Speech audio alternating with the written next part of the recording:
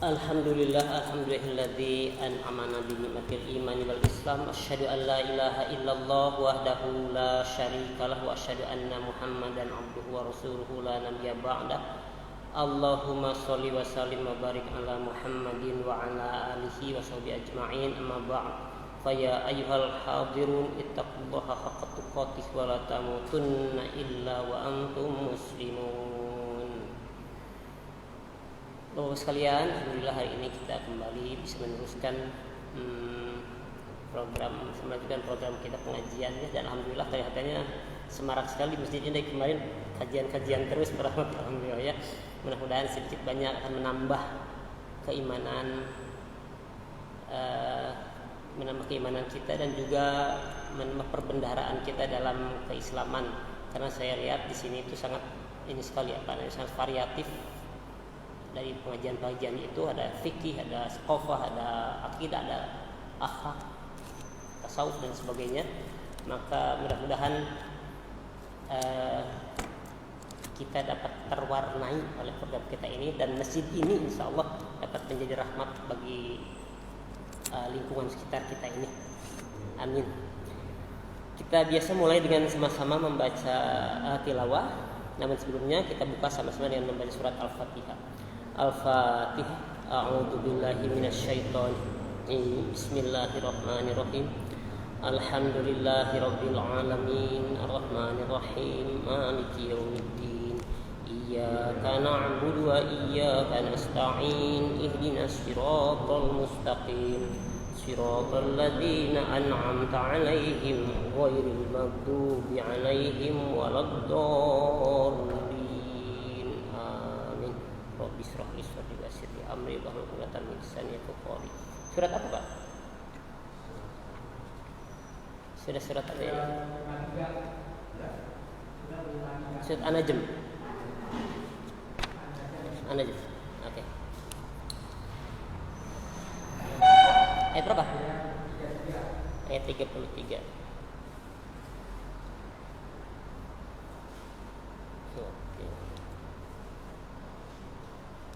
Afara'aital ladzina tawalla.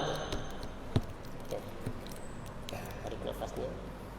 A'udzu billahi minasy syaithanir rajim. Bismillahirrahmanirrahim. Afara'aital ladzi tawalla wa a'ta qalilan wa aqda a'indahu ilmul ghaibi fahuwa yara am lam yunabba'u bima fi suhufi Musa wa Ibrahim alladhi waffa alla taziru waziratun wizra ukhra wa an laysa lil insani illa ma sa'a wa anna sa'yahu sawfa yura summa yujzahul jazaa'al awfa wa anna ila rabbikal muntaha wa annahu huwa adhaka wa abka wa annahu huwa amata wa ahya wa annahu khalaqa zawjayni adh-dhakara wal unsa min nutfatin idha tumna wa anna 'alayhi nash'atal ukhra wa annahu huwa aghna wa aqna wa annahu huwa rabbush shi'ra wa annahu ahlaka 'adan وثمود فما أبقى وقوم نوح من قبل وإنهم كانوا هم أظلم وأطغى والمؤتفكة أهوى فغشاها ما غشا فبأي آلاء ربك تتمارى هذا نذير من النذر الأولى أزفت الآزفة ليس لها من دون الله كاشفة أفمن هذا الحديث تعجبون وتضحكون ولا تبكون وأنتم سامدون فاسجدوا لله واعبدوا صدق الله العظيم. Artinya Pak? Sini ada dia nih.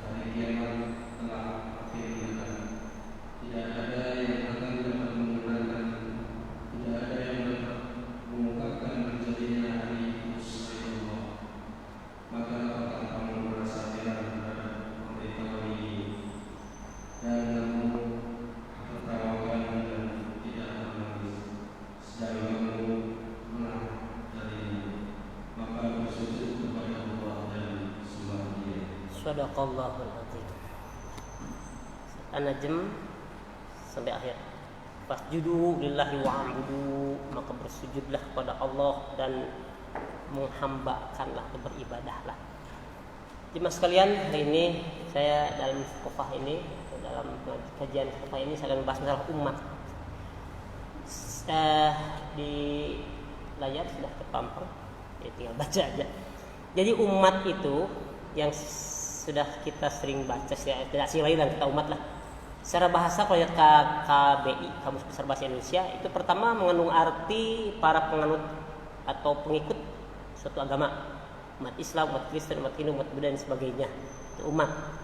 Yang kedua, bahwa umat adalah ya semua makhluk manusia. Pada dasarnya umat kalau di sini. Semua manusia. Itu menurut KBI. Yang mungkin sudah mengindonesia kalau dan diperuntukkan untuk konsumsi Indonesia ya. Namun kita kalau lihat dari uslub bahasa Arab, umat itu terambil dari kata amma ya ummu, yang artinya pemimpin, memimpin terjadi, memimpin atau fi'il, memimpin, menuju, menumpuk, meneladani. Dari kata umat, dari kata amma ya ummu ini lahir kata umat, juga lahir kata ummu yang artinya ibu. Kok bisa ibu? Iya, karena kita kembali merujuk kepada kata meneladani, ibulah yang menjadi teladan bagi anak-anaknya. Ibulah pendidik awal bagi anak-anaknya. Bahkan surga nerakanya anak itu juga ada sebuah hadis kan, al-jannatu tahta aqdamil ummahat. Surga itu di telapak kaki ibu. Maksudnya jejak ibu kalau yang baik itu menentukan anaknya itu, dan anaknya mengikuti. Kalau yang buruk ya itu juga gitu ya. Makanya ibu ini sangat menentukan sekali. Dan kita Islam sangat menghormati ibu pada umum khususnya dan wanita pada umumnya. Dalam Al-Quran ada surah yang khusus untuk wanita, surat wanita, surat An-Nisa gitu ya. Tapi enggak ada surat Ar-Rijal laki-laki. Oke. Yang kedua, dua dari amaya ummu ini selain umat, selain umi, siapa ummu, juga lahir imam. Kata imam. Di mana imam itu diartikan sebagai pemimpin. Yang pemimpin ini, yang imam ini adalah juga harus teladani. Maka berat sekali kalau sebagai imam, baik itu imam secara khusus di sholat atau imam pun secara umum, pemimpin umat, pemimpin masyarakat, karena ia harus bisa meneladani yang dipimpinnya. Ya kalau di imam masjid atau imam sholat ada hadis kan, innama ju'ilal imam liyutamma bihi. Imam itu diangkat untuk diikuti. Fa idza kabbaro, apabila dia bertakbir, fakabbiru, maka bertakbirlah. Imam dulu takbir, Allahu Akbar, baru makmumnya Allahu Akbar. Jangan mendahului imam. Mendahului imam kadai kepalanya, setelah hadis yang lain ya. Kemudian wala tukabbiru hatta yukabbaro. Jangan kamu mendahului takbir sebelum imam takbir. Kemudian fa idza raka'a farka'u wala tarka'u hatta yarka'a. Apabila dia rukulah, dan apabila maka meruku semuanya ya. Wa idza qalu sami Allahu liman hamidah, apabila dia berkata sami Allahu liman hamidah, tidak faqulu rabbana walakal hamd. Rabbana walakal hamdu banyak teksnya, ada yang rabbana walakal hamdu hamdan katsiran thayyiban mubarakan fi. Ada yang teksnya Rabbana lakal hamdu mil'as samawati wa mil'al ardi wa ma syi'ta min syai'in ba'du. Ada yang subuhun kudusun dan sebagainya ya. Jadi itu kalau kita ada peribadatan yang lain itu bukan berarti terus menunjuk. Kok beda dengan kita, itu pasti salah Bang. Begitu banyak sekali. Baik itu yang sifatnya sunnah ya, artinya yang sumber-sumber dari sunnah-sunnah yang berbeda, jalan-jalannya, sanad-sanadnya, ataupun memang menjadi ikhtilaf. Tidak masalah itu. Yaitu imam. Jadi imam selain pemimpin juga harus teladani. Maka tidak boleh mendahului imam. Itu menurut bahasa Arab dari usul yang diambil dari kata amma ya ummu. Nah sekarang menurut Al-Quran, kita merujuk pada Al-Quran, banyak istilah umat yang diambil dalam ayat Al-Quran. Pertama, kata umat sendiri tidak terbatas pada manusia. Kata Al-Quran ini, wa ma min dabbatin fil ardi wala ta'irin yatiru bijanahihi illa umamun amsalukum. Dan tiadalah binatang-binatang yang ada di bumi. Binatang apa saja namanya binatang, sebenarnya binatang. Dan burung-burung, ini binatang melata atau dabah itu. Kalau burung yang terbang di langit, yang terbang di udara dengan sayapnya, dengan kegembiraannya, dengan kesenangannya, melainkan umat juga. Ya, illa umamun amsalukum, kecuali umat itu bentuk jama' dari umat. Kecuali umat-umat seperti kamu juga, seperti kamu kata Al-Quran, seperti kalian, seperti manusia juga. Dan mereka tunduk dan patuh, sudah saya sampaikan dulu dalam kajian-kajian yang lalu. Tunduk patuh semuanya pada aturan Allah, tidak pernah protes, tidak pernah sudah dikasih berarti begitu aja. Nyamuk dari awal sampai akhir makannya makannya itu adalah darah, menghisap darah. Ya, terus begitu, tidak akan minta yang lain, tidak akan minta daging, tidak akan minta sate. Ya, demikian pula pada makhluk yang lain yang juga umat-umat juga. Air dari awal sampai akhir ciptaan sifatnya begitu juga, kan dia tunduk taat kepada Allah. Dia pernah protes, saya mau naik ke atas gunung, enggak pernah, turun dari gunung ke laut, ke lembah dan sebagainya. Itu adalah umat-umat. Makanya kalau kita kajian tasawuf itu ya, tidak boleh kita merusak alam lingkungan ini karena mereka itu sedang bertasbih sama-sama kita. Ada satu buku namanya Zikir Peradaban Dunia, dikarang oleh seorang Prancis, itu mengatakan memang begitulah. Kenapa orang tidak pernah bosan dengan suara gemuruh ombak di lautan? Kenapa orang tidak, sekalipun membahayakan, suatu saat membahayakan, tapi orang selalu terinspirasi oleh suara petir, suara-suara yang sifatnya alami, desirnya angin, derunya ombak, menjadi mengilhami manusia, mengilhami orang dari berbagai macam kehidupan, aspek kehidupan. Tergantung dia punya latar belakang. Ada sumber air, kalau kata ahli-ahli teknologi, mungkin ahli listrik, mungkin ingin menciptakan pembangkit listrik dengan tenaga air itu bagaimana supaya untuk kehidupan manusia, supaya manusia bisa terangi. Yukhrijuhum minadh-dhulumati ilan nur, bisa terbitlah terang, listrik masuk desa zaman dulu. Banyak sekarang orang-orang yang kreatif itu di kampung-kampung itu yang menciptakan karya-karya pembangkit listrik karena ada air terjun atau sungai di kampungnya, dan itu wajib perlu kita hargai, kita salut orang begitu. Kemudian mungkin ada orang yang ahli dalam bidang seni, sastra, budaya, atau dalam bidang itu sangat terinspirasi dengan suara-suara derunya ombak, suara desirnya angin, dan sebagai kicauan burung. Itu karena apa? Kata saya lupa pengarangnya, teman-teman Prancis. Itu kenapa? Karena mereka itu adalah tasbih, sedang bertasbih. Jadi kalau orang bertasbih itu akan membosankan. Makhluk bertasbih itu tidak akan membosankan. Termasuk juga makhluk-makhluk burung dan sebagainya. Nah itulah dalam Al-Quran makna umat.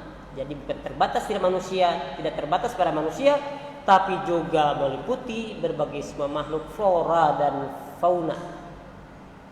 Yang kita pintar-pintar saja mengelola makhluk-makhluk itu. Ada lagi di hadis nih, an-namlu umamun minal umam. An-namlu umatun minal umam. Bahwa semut itu juga adalah umat. Ada kisah Wadu Namli kan dalam surat Al-An'am itu, ketika Raja Sulaiman ya. Itu bisa dilihat di surat Al-An'am 27.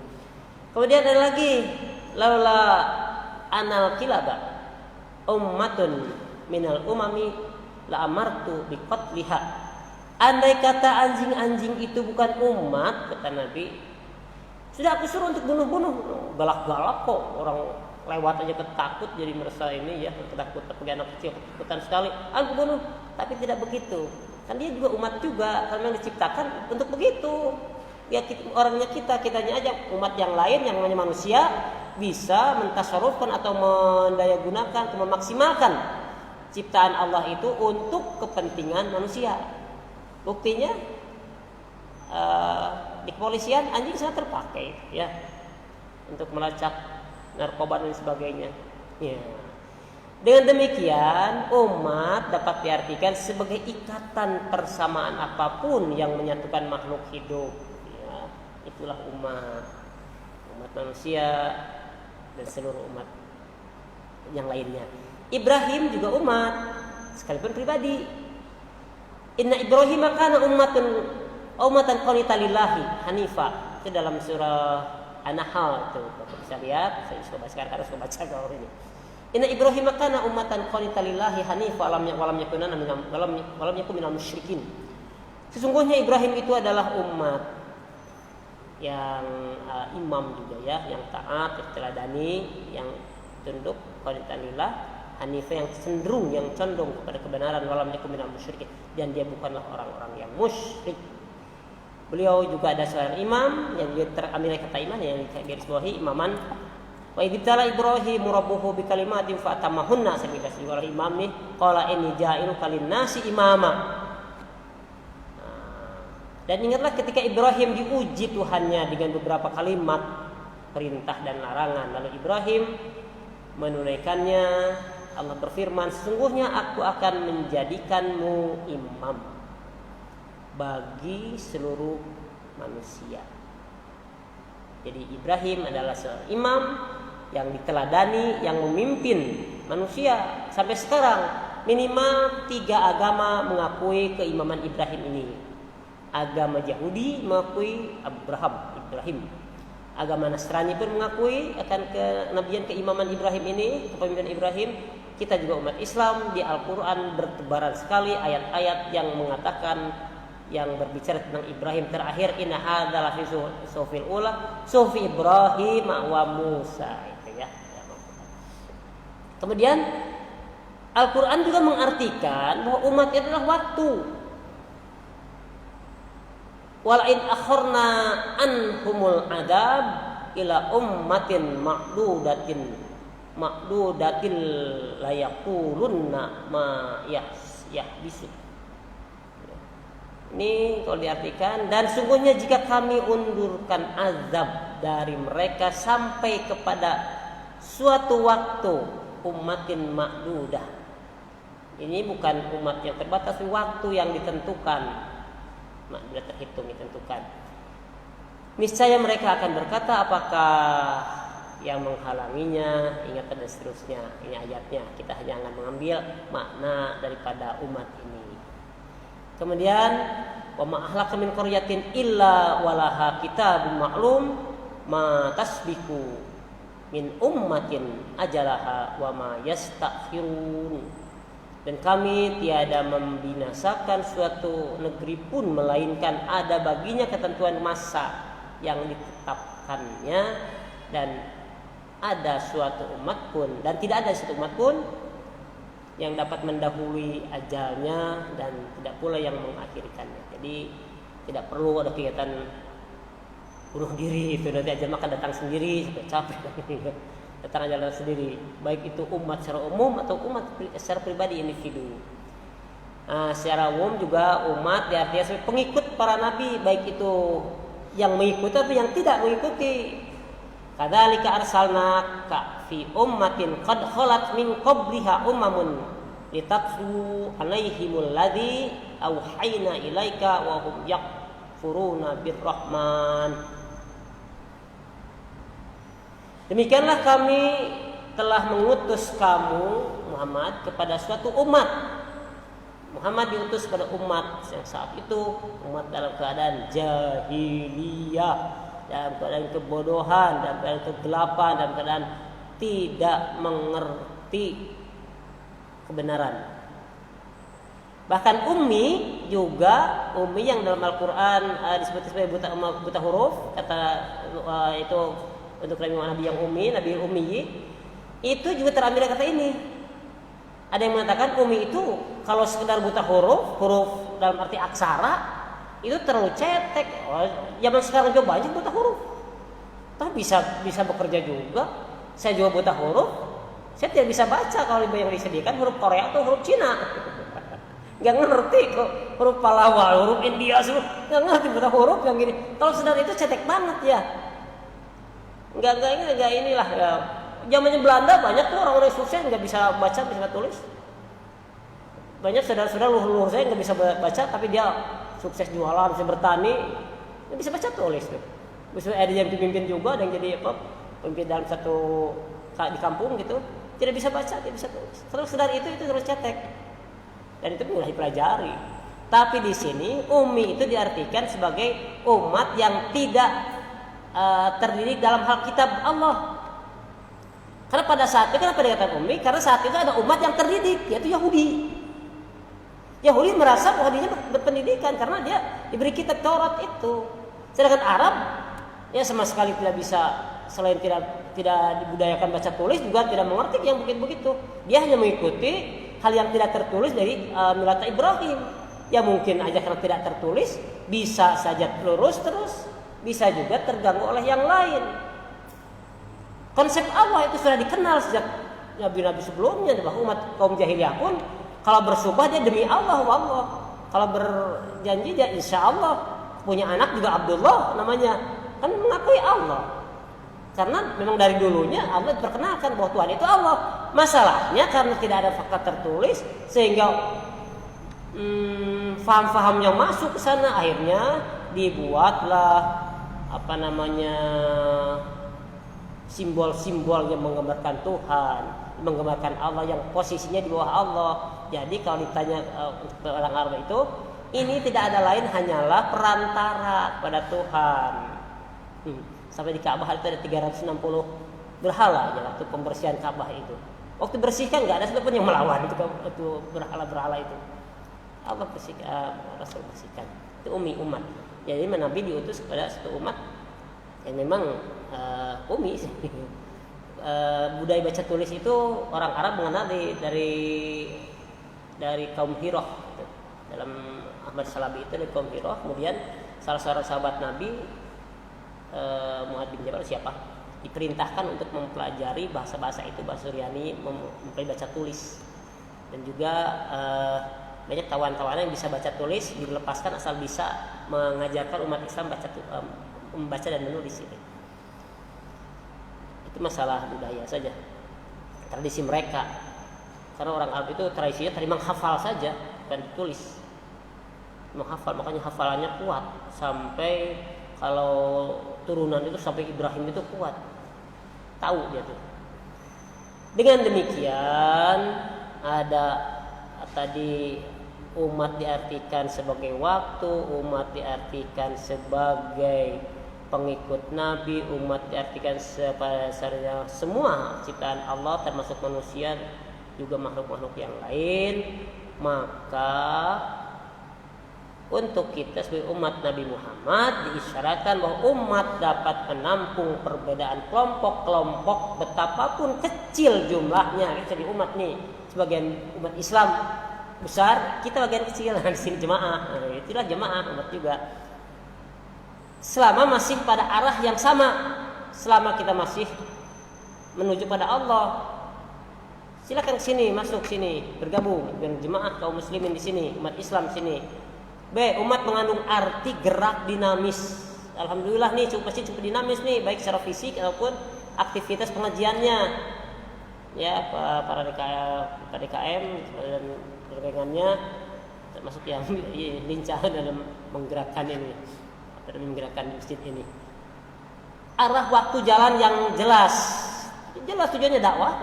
Mendakwah itu merubah keadaan dari yang jelek ke yang baik, itu dakwah. Memperkenalkan Islam kepada yang bukan Islam, memperkuat keislaman kepada sudah Islam, gitu. Yang agak sulit itu memperkenalkan Islam ke orang Islam, masalahnya masalah sentimen agama juga itu. Dulu tahun berapa? Tahun 55 Profesor Ahmad Salabi itu pernah ke Indonesia. Beliau mengatakan yang menjadi sulit itu mengajarkan bahasa Arab ke orang yang bukan Arab katanya.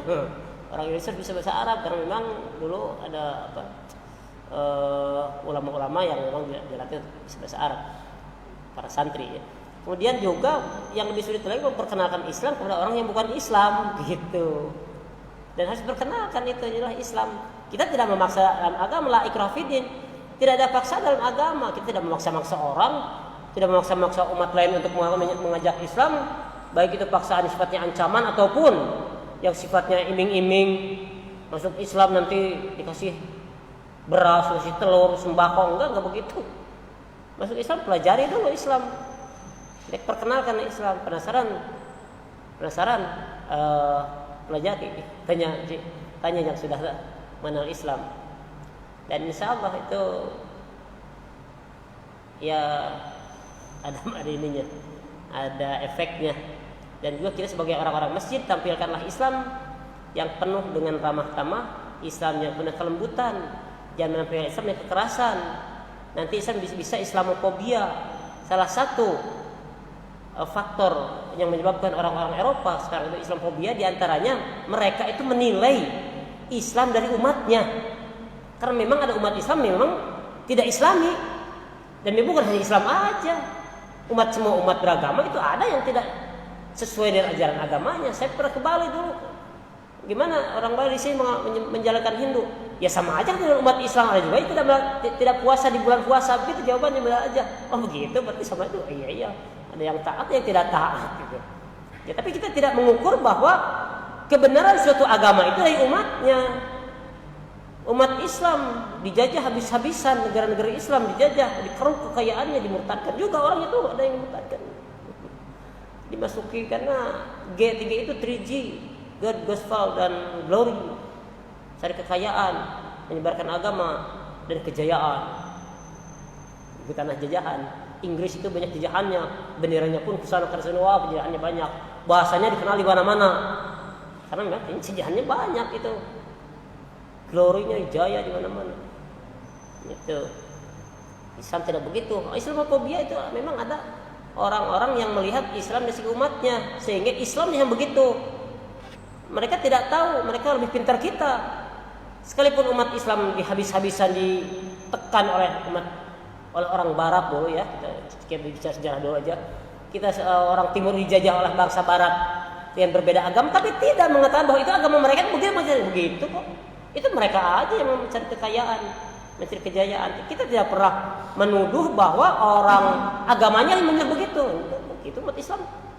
Sebaliknya seorang Barat sekarang yang Islamofobia mengatakan bahwa umat Islam itu sumber Islamnya begitu. Nah begitu tidak bisa membedakan antara Islam dan Muslim. Islam pelajari Islam, dan alhamdulillah banyak orang yang mempelajari Islam, tertarik pada Islam, pada akhirnya mau bersyahadat sangat damai. Aslama, mendamaikan dan berserah diri kepada Allah. Ya, jadi kita gerak dinamis. Umat Islam itu tampilkan Islam yang penuh rahmatan lil alamin. Yang C, himpunan manusia yang seluruhnya anggotanya bersama-sama menuju satu arah, bahu membahu, saling kerjasama, saling mengisi. Karena memang rahmatan yang ikhtilaf itu tidak kita artikan secara sempit hanya pada masalah ibadah saja, tapi juga pada profesi kita masing-masing. Kalau kita profesi masing-masing saling mengisi, saling melengkapi, insya Allah kejayaan Islam itu terpenuhi. Sakofah Islamnya tuh akan jaya kita ini. Para insinyur bicara tentang keinsinyurannya dalam keislaman, para ekonomi Islam bicara dengan ekonomi Islamnya, pendidikan Islam, politik Islam, sekarang politik nih. Politik yang ramai bicarakan nih, kalau bahasa politik ya jadi yang timbul suka tidak suka, benci simpati antipati. Padahal pelakunya sendiri sudah bagi-bagi kue. Nah, di sanalah masjid atau lembaga agama ini berbicara keumatan, jangan bicara tentang terkotak-kotak oleh masalah-masalah yang sifatnya pragmatis. Di masjid itu bicara keumatan. Kajian kampanye di masjid, kampanye nanti menimbulkan antipatik, ketidaksukaan. Lalu di sini siapapun yang mengaku dirinya sebagai umat Islam masuk masih di sini, apapun partainya, apapun haluan politiknya, gitu ya. Nah, umat Islam dalam Al-Quran disebutkan wa kadzalika ja'alnakum ummatan wasatan litakunu syuhada'a 'alan nas wa yakuna rasulu 'alaikum syahida. Dan demikian pula kami telah menjadikan kamu umat Islam ummatan wasata, umat pertengahan. Umat yang pertengahan itu menempati posisi yang baik. Posisi yang baik itu yang tidak terlalu ekstrim ke kiri, tidak terlalu ekstrim ke kanan, tidak terlalu panas, tidak terlalu dingin, sedang-sedang saja. Tidak terlalu galak tapi juga tidak terlalu lembek, sedang-sedang saja, sehingga dia bisa mampu mengendalikan diri. Tidak terlalu berani juga tidak terlalu pengecut sehingga timbul muru'ah, ya. Tidak terlalu pelit tapi tidak terlalu boros sampai mengisyaratkan diri sendiri. Walladzina idza anfaqu lam yusrifu wa lam yaqturu wa kana baina dzalika qawama, berdiri tengah-tengah. Maka dalam harta-harta yang kamu miliki itu ada hak milik orang lain, ada aturannya. Zakat ya, ada aturannya 2% dan sebagainya gitu. Dalam fikih pelajari fikih zakat. Keterlaluan, bahkan Nabi melarang orang berlebih-lebihan dalam beragama. Umatan wasaton itu suatu tempat yang baik, posisi yang baik di tengah, adalah ekstrim. Wasatiyah, jalan tengah antara material dan spiritual.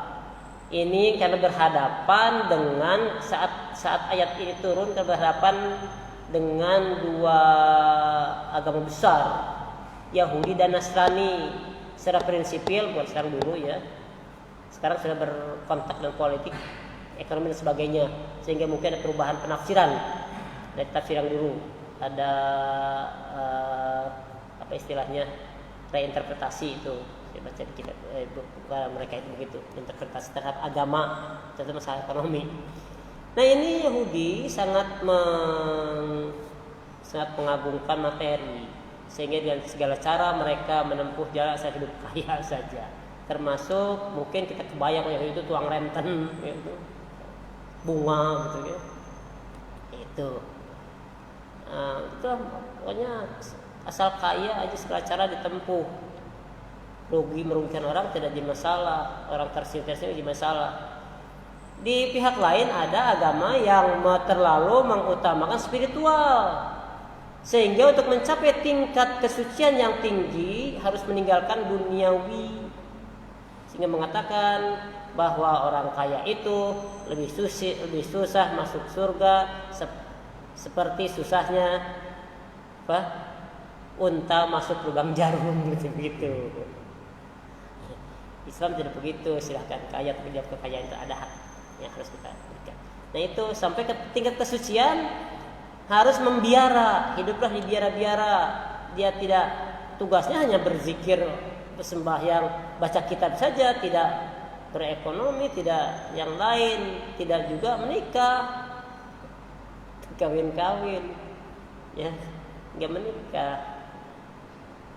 Ada sih pernah dalam hadis yang begitu, mau niat begitu. Ada 3 orang kata dalam hadis itu, pernah saya ceritakan, saya ingatkan lagi. Ada yang satu mau puasa terus-terusan karena ingin dekat dengan Allah. Di siang hari puasa terus-terusan, saya malah ajin teuing bawa kurus-kurusnya. Yang penting puasa dengan Allah. Nyiksa awak enggak masalah. Penting saum dekat dengan Allah.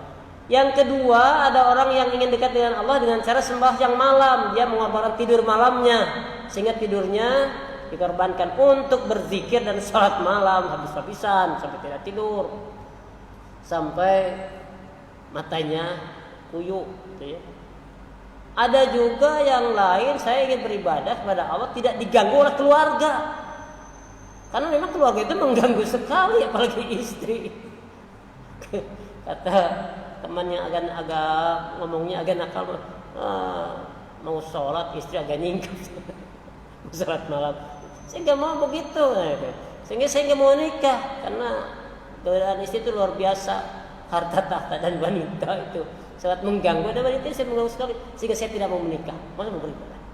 Datang Nabi, hai, kamu ngomong macam-macam, ngomong itu ngomong ini. Yang paling takut di antara manusia itu saya kepada Allah. Yang paling takut kepada Allah itu saya, kata Nabi. Saya tidur biasa kok, saya makan biasa, nggak puasa terus-terusan. Saya juga menikahi perempuan, ya, terekspresi naluri biologis sebagai manusia, dan itu adalah sunatullah, qadarullah gitu ya, yang harus tersalurkan naluri itu dilarang begitu. Maka ibadahlah dan berdunialah, kejarlah dunia seakan-akan hidup selama-lamanya. Iman dunyaka ka'anakat aisyu abadah. Nah, hadis itu apa? Carilah dunia seakan hidup selama-lamanya. Dan beribadahlah seakan-akan kamu tamutu badan, seakan-akan mati esok hari. Ya, beribadahlah. Carilah duniamu seakan-akan hidup selama-lamanya. Carilah akhiratmu seakan hidup akan mati besok hari. Dan di Al-Quran juga dikatakan begitu, ya, wabtaqu fima ataqallahu daral akhirah wa tansa nasibaka minad dunya. Cari kehidupan akhirat, orientasinya ke akhirat. Tapi kita ini jangan lupa, kita nginjak kaki di bumi, bukan ngawang-ngawang di langit. Kita perlu baju, perlu rumah, perlu sandang, PSP lah, pandang pangan sandang papan PSP, acara sirapat Roma. Perlu pangan, perlu sandang, perlu papan gitu. Penuhi. Dan para sahabat itu juga begitu. Nah, ya. Ada sahabat yang kaya, memang mereka ada juga yang mencukupkan, bukan berarti miskin itu. Bukan menyiksa diri, bukan. Memang dia orientasi ingin ahlu sufah itu ya, memang dia ini ingin ke agama, dan manfaatnya itu sekarang. Bisa coba Abu Hurairah itu kan ribuan hadisnya itu. Ibu Abu Hurairah itu mengutamakan keakhiratan. Ya, jadi umat Islam itu tidak berlebihan dalam beragama. Halaka al-mutanatti'un, celaka orang yang berlebihan dalam beragama. Wasatiyah mengundang umat Islam untuk berinteraksi dengan semua manusia, berdialog dengan siapapun, terbuka. Jadi nggak usah, kalau ngaji nggak usah sumput-sumputan.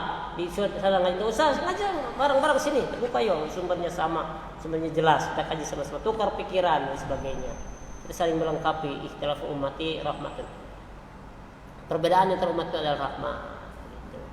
Tidak tertutup, ya, terbuka semuanya. Dan yang sangat terasakan antara dunia rohani dan jasmani dalam sholat.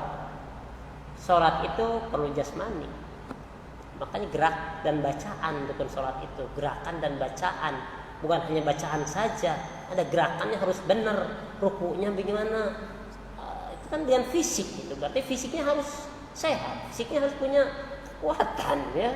Ya sempurnanya itu semua ya tegap begitu ya sesempurna mungkin lah, kebersihannya juga sampai wudunya sampai itu. Islam itu memperhatikan hal sifatnya fisik. Tapi ketika kita Allahu Akbar, mi'raj kita kepada Allah, naik terus. Wajah tu wajhiat Allahumma ba'id, apalah bacaannya banyak, bacaan Allahumma ba'id baini wa baina wajah tu wajhi alladhi, banyak bacaannya. Yang wakli saya tahu bacaannya. Khusyuk seakan-akan ya antak budallah kana kata ya rabbu ilam takun fa inna rabbuka. Seakan melihat Allah, di hadapannya ada Allah.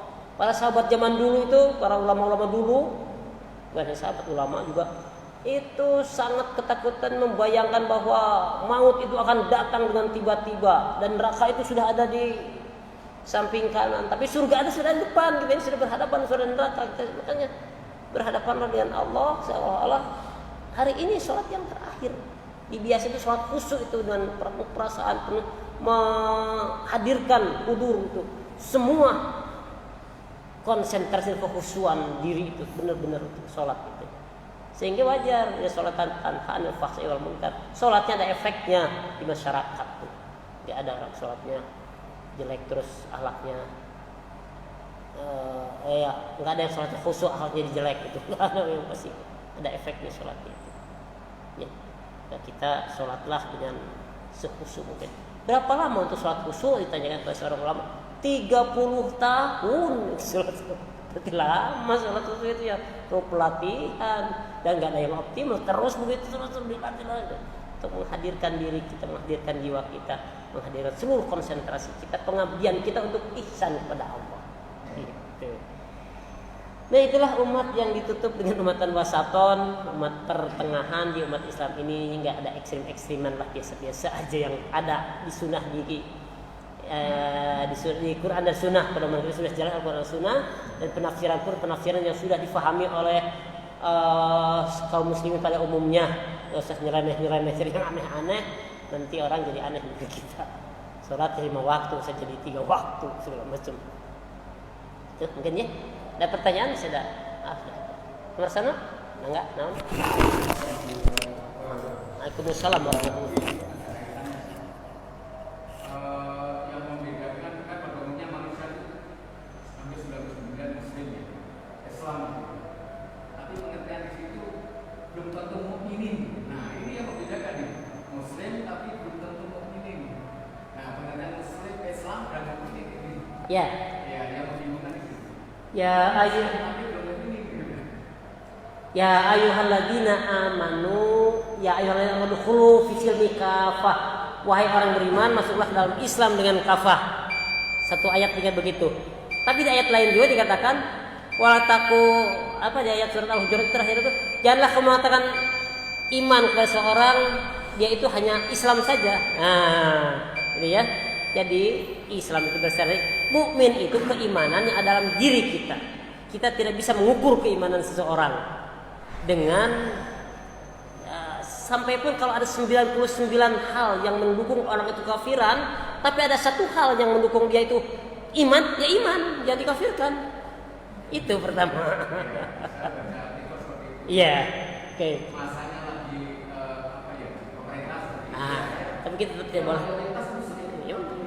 Ya, mungkin itu kata itu tadi kembali kepada kaum umat dalam arti pengikut agama. Secara resmi umat Islam di Indonesia mayoritas mutlak ya. Tapi saya kira kalau kata mukmin enggak. Yang mukmin itu dalam arti mengikuti aturannya, karena mukmin itu artinya orang beriman. Mereka mengimani Islam, mengimani Allah, mengimani Rasul. Kita belum melaksanakan Islam, itu lain hal. Benar beriman aja, kita tidak boleh kita terus mencap takfir ya, takfirisme itu jangan.